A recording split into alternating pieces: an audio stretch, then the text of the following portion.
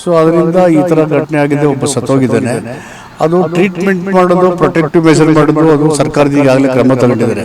ಯಾರು ಈ ಕಾರಣನ ಇರ್ತಕ್ಕ ಸಂಬಂಧಪಟ್ಟ ಅಧಿಕಾರಿ ನಿರ್ಲಕ್ಷ್ಯ ಮಾಡಿದ್ದಾರೆ ಅವ್ರಿಗೆ ವರದಿ ಕೇಳಿದ್ದಾರೆ ಮುಖ್ಯಮಂತ್ರಿಗಳು. ಏನು ಎಲ್ಲ ಡೀಟೇಲ್ ವರದಿ ಕೊಡ್ತಾರೆ, ಕೊಟ್ಮೇಲೆ ಕ್ರಮ ತಗೋತಾರೆ. Contamination of water, drinking water, ಅಲ್ಲಿ ಬದಿ ನೀರು ಅಥವಾ ಮಳೆ ನೀರು ಲೋ ಲೈಯಿಂಗ್ ಏರಿಯಾದಲ್ಲಿ ಟ್ಯಾಪ್ ತೆಗೆದಿರ್ತಾರೆ. ಸೇಫ್ಟಿ ಮತ್ತು ಪ್ರೊಟೆಕ್ಷನ್ ಮಾಡಿರೋದಿಲ್ಲ.